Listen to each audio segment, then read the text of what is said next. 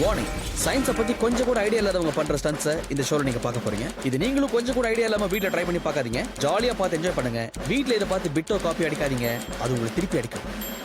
Science science science சயின்ஸை பத்தின அறிவு மண்டையில ஊர்காலவு கூட இல்லாதவங்க இந்த உலகத்துல பல இடத்துல உலாத்திட்டு வராங்க. ஆனா இவங்க எல்லார்கிட்ட இருக்க ஒத்துமை என்னன்னா, இவங்க பண்ற காமெடியை தவறாம வீடியோ எடுத்து வச்சிருக்காங்க. இந்த சயின்ஸ் துச்சமா நினைக்கிற சில துஷ்ட சக்திகளோட பட்டியலை எடுத்து அதுல பெஸ்ட தேர்ந்தெடுத்து இந்த ஷோவை நாங்க தயாரிச்சிருக்கோம். Science of stupid. இந்த ஷோல கொஞ்சம் நானும் பேசிட்டு வருவேன். ஆனா சயின்ஸ் காமெடியோட ஃபுல் கலாட்டா கண்டிப்பா இருக்கும். இப்பெல்லாம் ஆடியன்ஸை சிந்திக்க வைக்கிறத விட சிரிக்க வைக்கிறதுக்குள்ள கிரிக்கே பிடிச்சிருதுங்க. நீங்க இந்த வீடியோ பார்த்துட்டு வாங்க.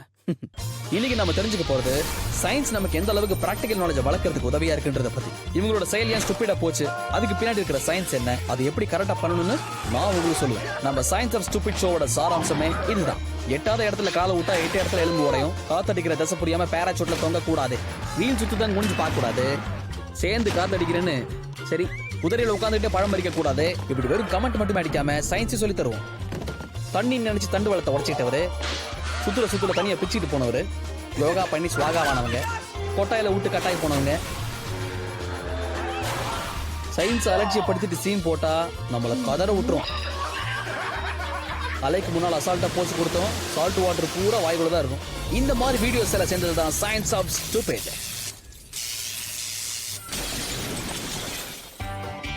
இந்த எபிசோட்ல சயின்ஸ் பத்தி புரிஞ்சுக்காதவங்க மனசுல ஏற ஒரே கேள்வி, டம்னா என்ன, அது எப்படி இருக்கும், அது எந்த கடையில கிடைக்கும் அப்படின்னு ஓடி வந்து கால்ல ஊந்து கதறினாலும் சரி அவங்க சொல்லி தர மாட்டாங்க. நாங்க ஃப்ரீயா சொல்லி தருவோம். ஹியூமன் டவர்ல ஏற்படுற தவறு என்ன, அது பவரா இருக்கணும்னா நீ என்ன செய்யணும், இந்த எல்லா கேள்விக்கும் ஒரே பதில் இதோ.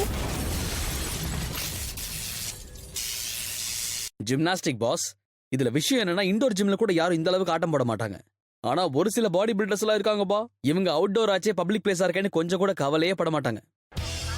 ஏதோ ஒரு பொண்ணு கிட்ட போய் தனியா தொங்குறத விட இப்படி பப்ளிக்ல சட்டை இல்லாம கம்பியை பிடிச்சி தொங்கினா ஏதாவது ஒரு பொண்ணாவது அட்ராக்ட் ஆகுமே அப்படிங்கிற நம்பிக்கையில கம்பியை பிடிச்சி தம்பி அட்டம் தடிச்சு இருந்த கொஞ்சம் நெஞ்ச வாய்ப்பையும் இழந்துட்டாங்க.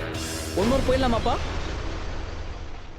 நிக்க வச்சிருக்க இந்த 3 கம்பியில அப்படின்னு முக்கியமான விஷயம் இருக்கும். நீங்க கேட்கலாம், இப்படி இலக்காரமா நினைச்ச அந்த கம்பியை பிடிச்சி தொங்கி அடிபட்டதுன்னா ஹாஸ்பிட்டலுக்கு எவ்வளவு செலவாச்சுன்னு கணக்கு பாக்குறதுக்கு நேரம் இருக்காது. அதனால இதுல விளையாடுறதுக்கு உங்களுக்கு தேவை high level of commitment and skills. Gym பாஸ்ல சக்சஸ்ஃபுல்லா விளையாடணும்னு நினைச்சீங்கன்னா ஜிம்னஸ் பார்ல மொமெண்டம் கிரியேட் பண்ணணும். அதுக்கப்புறம் காத்துல சுழலணும். இவனை நல்லா கவனிங்க, இவங்க 2 விதமான மொமெண்டம் யூஸ் பண்றாங்க. இவங்க சுத்துறதுக்கான காரணம் ஆங்குலர் ஆஃப் மொமெண்டம். பார்ஸ்ல இருந்து கையை ரிலீஸ் பண்ண உடனே உங்க ஸ்பீட் மற்றும் டைரக்ஷன் ஆஃப் டிராவலை டிசைட் பண்றது லீனியர் மொமெண்டம்.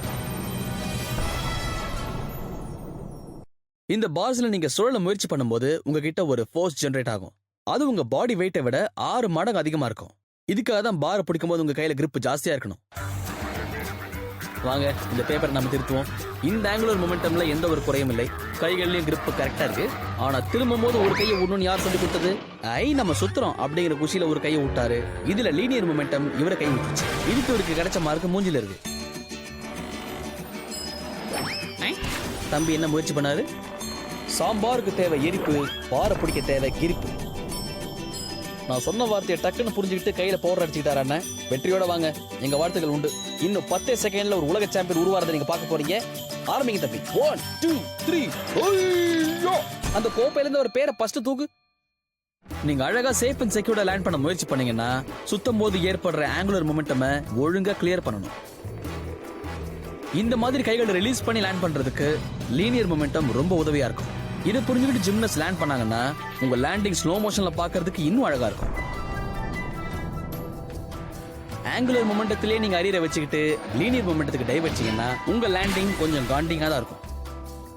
இவர் பார்ல பவுன்சரா ஒர்க் பண்ணணும்னு சொன்னா யாரும் கேட்க மாட்டேங்கிறாங்க போல இருக்கு. இவரோட ஆசையை சிம்பாலிக்கா செஞ்சே காமிச்சிட்டாரு. எப்படி பவுன்ஸ் ஆவாரு பாருங்க. என்ன பிரச்சனைனா கம்பியை விடுறதுக்கு மனசே இல்லாம லேட்டா விட்டாரு. கம்பி கழுத்து மேலே விட்டுச்சு. அப்புறம் செம்ம தெளிவா வேலை பாக்குறீங்க போல இருக்கு. கீழே விழுந்தாலும் பிடிக்கிறதுக்கு 2 அசிஸ்டன்ட். அவங்களுக்கு பிடிக்கலையே நீங்க பண்ணது. உங்களை பிடிக்கிற மாதிரி பாவலா காமிச்சாங்க. அது உங்களுக்கு பிடிச்சு போய் பிடிக்க வேண்டிய கம்பி விட்டீங்க. சயின்ஸ் புரிஞ்சுக்காம சப்போர்ட்டுக்கு 2 பேரை கூட்டு வந்தா சரியா போச்சா? ஒரு பெர்ஃபெக்ட் ஜிம்னரால ஒரு நிமிஷத்துல 40 வாட்டி சுத்த முடியுமா? பாத்தீங்களா, ரங்கராட்டின மாதிரி சுத்துறாரு. சுத்தி இருக்கிறவங்க எல்லாம் மூக்குல விரல வைக்கிற அளவுக்கு பெர்ஃபார்ம் பண்ணிட்டு இருக்காரு. சரி இப்படியே சுத்திட்டு இருந்தா எப்படி? சட்டு புட்டு லேண்டிங்க பத்தி யோ யோ யோ. என்னய்யா என்னடா கருத்து சொல்ல முடியாம போயிடுமோன்னு பார்த்தேன். சரி வாங்க. பார்ல இருந்து கையை விட்ட உடனே கால்களை பிடிச்சி சுத்துறதுக்கு மிஸ் பண்ணிட்டாரு. அதனால அவசரமா தலைகீழ தரையிறங்க வேண்டிய நிலைமை ஏற்பட்டுச்சு. சயின்ஸ் எப்பவுமே முழுசா கத்துக்க முயற்சி பண்ணுங்க. அரைகுறையா தான் தெரியும்னா அட்டெம்ப்ட் கூட அடிக்காதீங்க.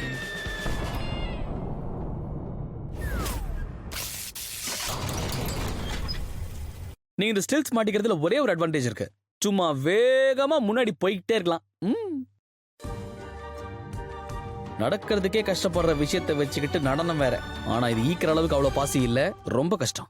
உங்க வசதிக்கு ஏத்த மாதிரி நீங்க மாடர்ன் ஸ்ப்ரிங் ஸ்டில்ஸ் கூட யூஸ் பண்ணலாம், இல்லனா வுடன் ஸ்டில்ஸ் வருது. ஆனா எதுவா இருந்தாலும் பேலன்ஸ் முக்கியம் இல்லையா? ஸ்டில்ஸ்ல நடக்க சொல்ல நீங்க ஒரு விஷயத்தை ஞாபகம் வச்சுக்கங்க, 15 டிகிரிக்கு மேல நீங்க குனியவே கூடாது. அதே மாதிரி உங்க சென்டர் ஆஃப் மாஸ் உங்க சப்போர்ட்டோட பேஸ் பாயிண்ட்ல இருந்து அதுவும் ஸ்ட்ரைட்டா கீழே இருக்கணும். அப்பதான் நீங்க நடந்து வீட்டுக்கு போவீங்க, இல்லனா நீட்டின் போவீங்க.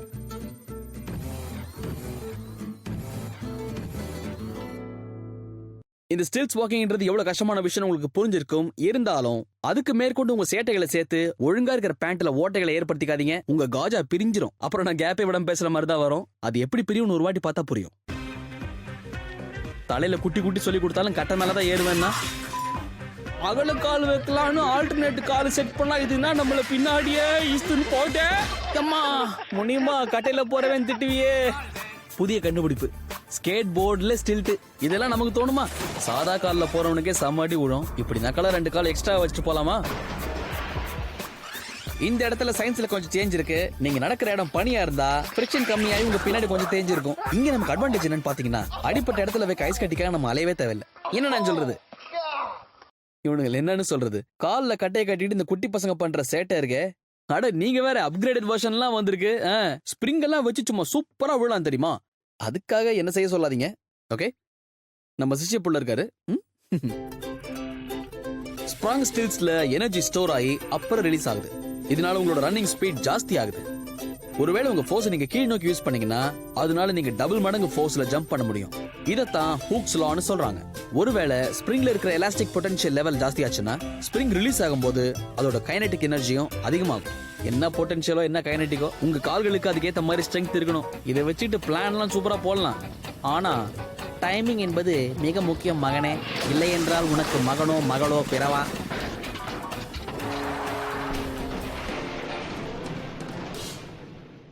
ஸ்விம்மிங் பூல்ல பண்ண வேண்டியது அந்த பிளடி பூல் எங்க பண்ண பாத்தீங்களா?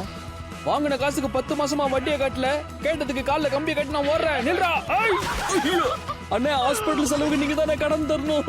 Forward momentum and extra height, இதனால உங்களுக்கு கிடைச்சது லெஸ் ஸ்டேபிள். கடங்காரங்க கிட்ட தப்பிக்கிறதுக்கு நீங்க இந்த வழியை யூஸ் பண்ணீங்கன்னா தொப்பு கட்டி இந்த முட்டியை பேத்துக்கிட்டு அங்கேயே உட்காந்து ஹாஸ்பிட்டலுக்கு வழி கேட்க வேண்டியதுதான். தர்மாஸ்பத்திரி எந்த பக்கம் போ. 10 வருஷத்துக்கு அப்புறம் எனக்கு ஓடுறதுக்கு ஒரு சான்ஸ் கிடைச்சிருக்கு. அதனால அவதார் ஹீரோ மாதிரி நான் ஓட போறேன். என்னை யாரும் தடுக்க முடியாது. நானா தடுக்கி விழுந்தாதான் உண்டு. பார்ப்பா, இவரு மட்டும் கரெக்டா ஓடுறாருப்பா அப்படின்னு அவசரப்பட்டு சர்டிபிகேட்ல அடிக்காதீங்க. நமக்காக ஒரு மெசேஜ் வச்சிருக்காரு அவரு. நிக்காம ஓடணும்னு நினைச்சேன், அது என் தப்புதான், என்ன பண்ணிச்சுங்க. வேலை பட்டி இல்லைன்னா கூட இந்த வேலையை யாரும் பார்க்காதீங்க.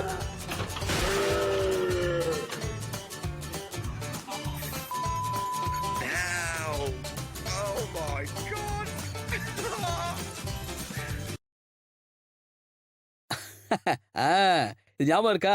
நம்ம பசங்க எல்லாம் மாந்தோப்புல திருட்டு மாங்க அடிக்கிறதுக்கு இந்த உண்டிவில் தான் யூஸ் பண்ணுவாங்க. குறி பார்த்து இழுத்து விட்டா போதும். ஒரு முக்கிய அறிவிப்பு, இந்த உண்டிவில் உங்களுக்கு ஒழுங்கா யூஸ் பண்ண தெரிஞ்சா நினைச்ச மாதிரியே கொத்து கொத்தா மாங்க அடிக்கலாம். ஒருவேளை இதை யூஸ் பண்ண தெரியாதவன் கையில உண்டிகோல் ஒண்டியா மாட்டிக்கிச்சுன்னா அவன் ஒரே அடியில ஊரை கூட்ட போறான்னு அர்த்தம். இதுக்காகவே சில வீடியோஸ் நான் கலெக்ட் பண்ணி வச்சிருக்கேன். அதை நீங்க பாருங்களேன், உங்களுக்கே புரியும். ப்ளீஸ் தயவு பண்ணி இதை யாரும் ட்ரை பண்ணாதீங்க, புரிஞ்சுதா?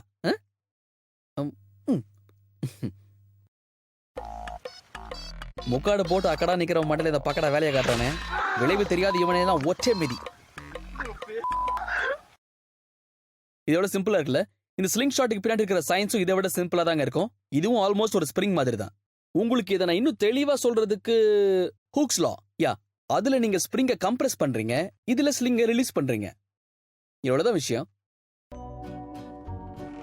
ஒரு பொருளை குறி வச்சு அடிக்க இந்த ஸ்லிங் ஷாட் இப்படி இழுக்கும் போது இதுல எலாஸ்டிக் பொட்டன்ஷியல் எனர்ஜி ஸ்டோர் ஆகுது. பிசிக்ஸ் படி பாத்தீங்கன்னா இது ஒரு சாதாரண வேலை தான். அதாவது நீங்க 2 மடங்கு ஸ்ட்ரெச் பண்ணீங்கன்னா பொட்டன்ஷியல் எனர்ஜி 4 மடங்கா பெருகும். அப்போ இதுல வாங்குறவங்களுக்கு எப்படி விழும்? நீங்க இதை ரிலீஸ் பண்ணும்போது பொட்டன்ஷியல் எனர்ஜி கைனடிக் எனர்ஜியா டிரான்ஸ்ஃபார்ம் ஆயிடும்.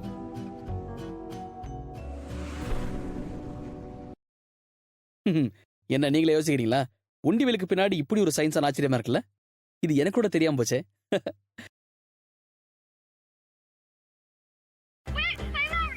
நான் உங்களுக்கு முன்னாடியே சொன்னேன், எலாஸ்டிக் இந்த மாதிரி இழுத்தீங்கன்னா எனர்ஜி ஸ்டோர் ஆகும். இழுத்து பிடிச்சதுல உங்களையே உட்கார வச்சுக்கிட்டீங்கன்னா அப்புறம் எல்லாம் விதி விட்ட வழி. இந்த ஸ்லிங் ஷாட்ல சக்சஸுக்கு ஃபெயிலியருக்கு நடுவுல இருக்கிற ஒரே ஒரு விஷயம் எலாஸ்டிக் எனர்ஜி. இந்த டேரிங் ஹேண்ட்ஸம் ஒரு ஜெயண்ட் ஸ்லிங் ஷாட்ல கட்டி அனுப்பிச்சு விட்டாங்க. அதுக்கு இவங்க யூஸ் பண்ணது ஒரு குவாட் பைக். அதுதான் பொட்டன்ஷியல் எனர்ஜியை ஸ்டோர் பண்றதுக்கான வேலையை பார்த்துருக்கு. பிச்சுக்கிட்டு மலையை தாண்டி போயிடக்கூடாதுங்கிறதுக்காக இவங்க இந்த எலாஸ்டிக் கயரோட சேர்த்து கட்டி வச்சிட்டாங்க. இதனாலதான் அம்மனி போயிட்டு ரிட்டர்ன் வீட்டுக்கு வந்துட்டாங்க.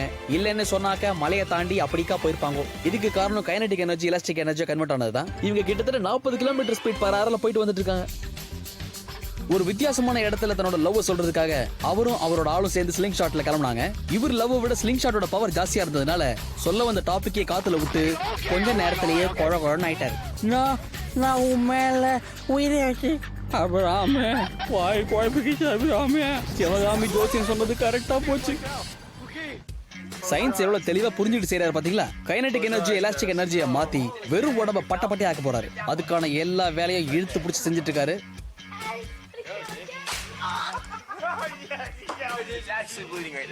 நம்ம ஊர்ல பச்சை குத்து மாதிரி இது பட்ட குத்து. ஒரு அளவுக்கு மேல இழுத்தா எலாஸ்டிக் வேணாரும், ஆனா இங்க நட்பு வராதுன்னு காட்டுறாரு. என்ன அடியா இருந்தாலும் சரி நின்னு வாங்குவோம், அவசர மாட்டோம். அடுத்த அடிக்கு ஆயத்தமாயிட்டீங்களா?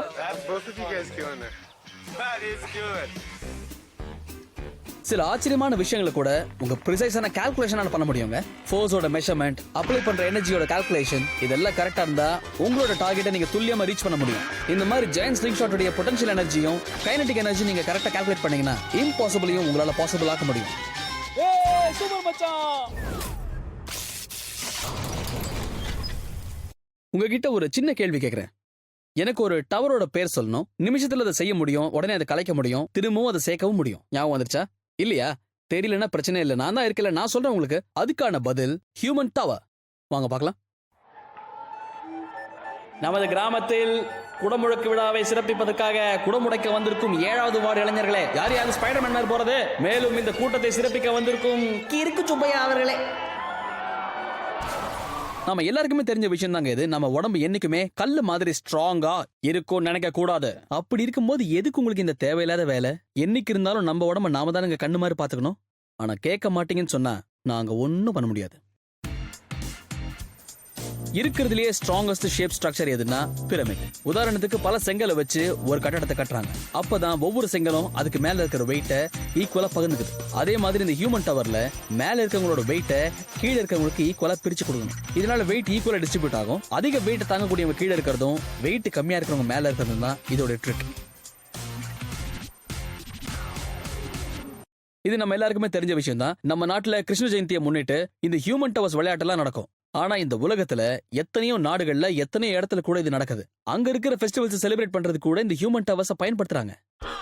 ஒருவேளை இந்த முட்டாள்களை முன்னிட்டு நடக்கிற ஃபெஸ்டிவலோ எவ்வளவு பெரிய கட்டட கலையை இப்படி கலைச்சிட்டாங்களே. வெயிட் குறவா இருக்கிறவங்க மேல அனுப்பிச்சிட்டு வெயிட் தாங்கறவங்கள கீழே அனுப்பணும். பக்கி அவ்வளவு வெயிட்ட தாங்க கீழே இருக்கவன இடி தாங்கிய சுமை தாங்கியா? நீங்களா மறக்காம எங்க ஷோவை பாருங்க.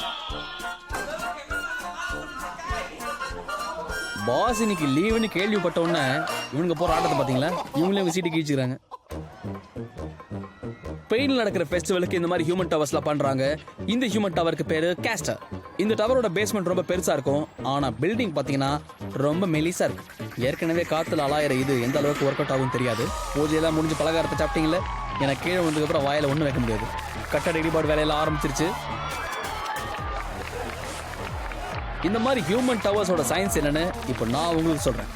இந்த மாதிரி ஒரு பிரமிடோட சென்டர் ஆஃப் கிராவிட்டி கரெக்டா கீழே இருக்கும். அதனால அது ஸ்ட்ராங்கா இருக்கும். ஆனா ஹியூமன் டவரோட உயரத்தை அதிகமாக்கி மேல் பகுதி சின்னதா இருந்ததுன்னா சென்டர் ஆஃப் கிராவிட்டி அதிகமாகி எல்லாரும் பொதன்னு கீழே விழுறதுக்கு வாய்ப்பு இருக்கு. ஆனா இங்க கொஞ்சம் புத்திசாலித்தனமா ஒவ்வொரு லேயர்லயும் 3 ஆட்களை நிறுத்திட்டாங்க. இதனால மேல உள்ளவங்களுடைய வெயிட் எல்லாத்துக்கும் சமமா கிடைக்கும். அதே மாதிரி விழுந்தாலும் அடியும் பாரபட்சம் இல்லாம கிடைக்கும். நான் சொன்ன உண்மையை பாத்தீங்களா? இது வரைக்கும் பண்ண ஹியூமன் டவர்ஸோட அதிகமான உயரம் 40 அடிங்க. ஆனா இங்க 20 அடிக்கு முயற்சி பண்ணிட்டு இருக்காங்க. அதுக்கே ஏகப்பட்ட அடி. நீங்க அடியை குறைக்க உங்களுக்கு அடி கம்மியா விழுங்கிறது அடியனுடைய சின்ன அறிவியல் கண்டுபிடிப்பு. ஏன்னா நமக்கு உயரம்னா கொஞ்சம் பயம். ஹிட்டா இல்ல மிஸ்ஸா? எந்த ஒரு கேம்லயும் ஒரு பிளேயர் அவரோட டார்கெட் அடிக்கிறாருன்னா அவருக்கு சந்தோஷமா இருக்கும். மிஸ் பண்ணிட்டாருன்னா நேரா நம்ம ஷோக்கு வந்துடும்.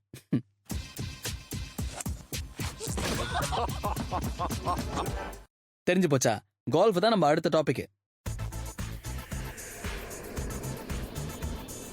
ஒரு கால்ஃப் ஸ்விங்ல இருக்கிறது டபுள் பெண்டுலம் எஃபெக்ட். முதல் பெண்டுலம் ஷோல்டர்ஸ்ல இருந்து ரிஸ்ட் வரைக்கும் இருக்கும். ரெண்டாவது பெண்டுலம் கைகள்ல இருந்து கிளப் வரைக்கும் இருக்கும். இந்த ரெண்டு பெண்டுலமும் ஒழுங்கா வேலை செஞ்சா அந்த கிளப் ஹெட்டுக்கு கரெக்டான ஆக்சலரேஷன் கிடைக்கும். எவ்வளவு தூரத்துக்கு இந்த பாலோட ஹெட்டை நீங்க கரெக்டா ஹிட் பண்றீங்களோ அந்த அளவுக்கு கைனடிக் எனர்ஜி ஜெனரேட் ஆகும். இதனால பால் ரொம்ப தூரத்துக்கு போகும். இதை விளையாடுறதுக்கு டபுள் பெண்டுலம் மட்டும் போதாதுங்க, என்ன மாதிரி கொஞ்சம் தைரியசாலியாவும் இருக்கணும். நான் சொல்ற தைரியம் இந்த மாதிரி விளையாடுறதுக்கு தான் தேவைப்படும். இந்த கிளப் ஒருத்தர் வாயில கடிச்சிட்டு வயல்ல கருவாடு மாதிரி படுத்துருக்காரு. இதுல குறி கொஞ்சம் மிஸ் ஆச்சு, சைட்ல இருந்து பார்த்தாலும் சிரிக்கிற மாதிரியே இருக்கும். நான் உயிரோட தான் இருக்கேனா? எக்ஸ்பெரிமெண்ட் பண்றதுக்கு ஒரு அளவு இருக்கு. குழியில பால் விழுந்துருச்சான்னு குனிஞ்சு பார்த்த மனுஷனை என்ன பால் இன்னும் அங்கேயே இருக்கு, ஆனா அடிக்கிறவரை விட அட்ரான்னு காட்டுறாரு பாத்தீங்களா, அவருக்கு மிக பெருசு மனசு. மனுஷ பிறவையில இவர் ஒரு தினுசு.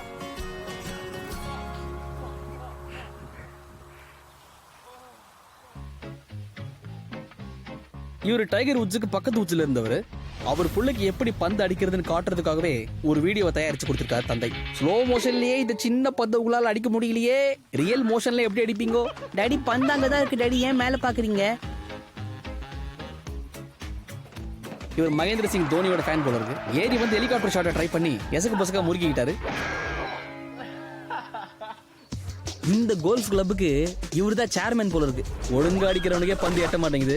ஒய்யாரமா சேரை போட்டு வாங்கினா வாரி அடிச்சுட்டு விடாம என்ன பண்ணுவ? பந்து ஒரு இன்ச்சு கூட நவரல. உன் சேர்மன் பதவி பறி போச்சா, முதுகு பழுத்துதான் மிச்சம்.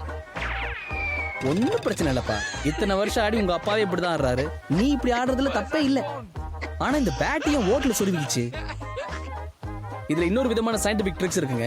நீங்க 2 மடங்கு வேகத்தோட பேட்டை ஸ்விங் பண்ணீங்கன்னா அந்த கிளப்பை கரெக்டா பிடிக்கிறதுக்கு 4 மடங்கு சென்ட்ரிபிட்டல் ஃபோர்ஸை நீங்க உபயோகிக்க வேண்டியிருக்கு. இதுக்கு மேல இந்த சயின்டிபிக் ரீசன்ஸை யாரும் வாழைப்பழம் மாதிரி உரிச்சு கொடுக்க முடியாது. உங்களுக்கு சொல்லி சொல்லி எனக்கு மறந்துடும் போல இருக்கு.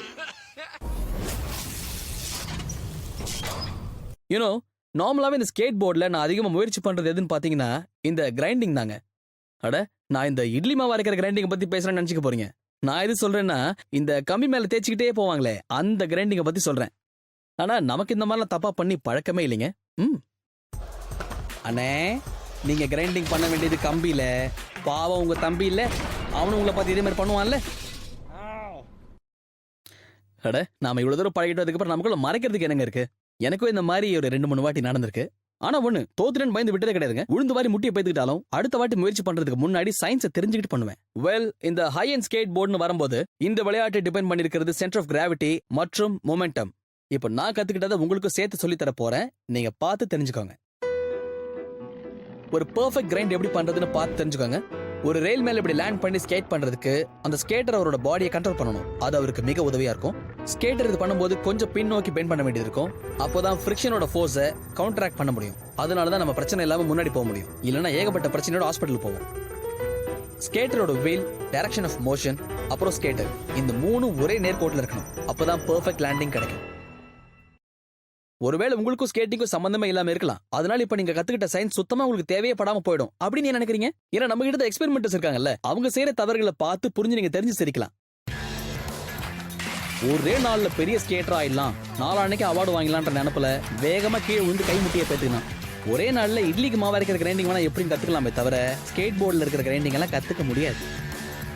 இந்த முயற்சியில ஸ்கேட் போர்டு அடிப்பட்டா அதை கொண்டு போய் கொடுத்து வாரண்டில ரீப்ளேஸ் கூட பண்ணிக்கலாம். ஆனா மூக்கு வாயெல்லாம் பேத்துக்கிட்டா யாராண்ட போய் நிக்கிறது?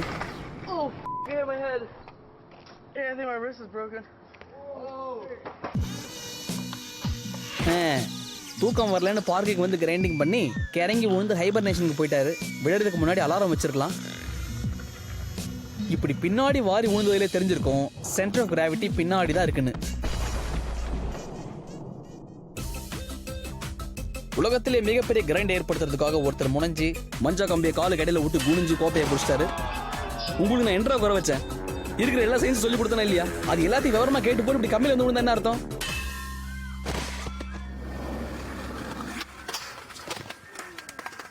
ஆட அறிவு, கிரைண்டிங்க ரயில்ல பண்ணும், எட்ஜஸ்ல பண்ணக்கூடாது.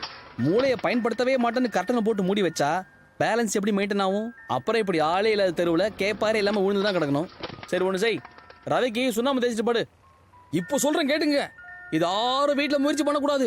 அப்படி கிரைண்டிங் பண்றவங்கள இந்த ஊரை விட்டே நான் ஒதுக்கி வைக்கிறேன்டா. டே, நோஸ் மேல டொமேட்டோ சாஸ் வழுது பாடுறா, டவுசரை ஏத்தி போடுறான்னு கேக்குறியா? முதுகு பழுத்துதா? சென்டர் ஆஃப் கிராவிட்டியை இவரால் புரிஞ்சுக்க முடியல. இவருக்கு உழுந்த அடியை யாராலும் தடுக்க முடியல.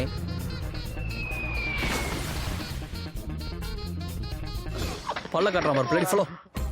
பெர்ஃபெக்ட்டா கிரைண்டிங் எப்படி பேலன்ஸ்டா பண்றதுன்னு ஒரு வாட்டி தான் ஒழுங்கா காட்டுவாரு. இதுக்கு நீங்க ஒன்ஸ் மோர் கேட்டீங்க, உங்களுக்காகவே புது விதமா உழுந்து காட்டுவார். ஒரு வாட்டி ஒழுங்கா வந்ததுக்கே வீட்டுக்கு போயிருக்கலாம். 2வது வாட்டி அப்ளாஸ்க்காக ஆசைப்பட்டு முயற்சி பண்ண ஒரு மூஞ்சி சப்பலா கட்ட மாதிரி ஆயிப்போச்சு. இந்த வாட்டி அவரோட வெலாசிட்டி, சென்டர் ஆஃப் கிராவிட்டி ரெண்டுமே கரெக்டா தான் இருந்தது. ஆனா லேண்டிங் அப்போ ஸ்கேட்டர் ஒரு டைரக்ஷன்லயும் வீல் ஒரு டைரக்ஷன்லயும் போயிடுச்சு. அதனாலதான் இப்ப தெருவில் ஒரு கழிச்சு படுத்துட்டு இருக்காரு. வேற ஒண்ணு இல்ல. இன்னொரு வாட்டி பண்றீங்களா?